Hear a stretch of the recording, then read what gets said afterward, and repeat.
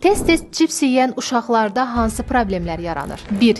Diqqət dağınıqlığı və əsəbilik. 2. Mədə-bağırsaq xəstəlikləri və qəbizlik. 3. Artıq çəki və hormonal balansın pozulması. 4. Qaraciyər piylənməsi və diabet.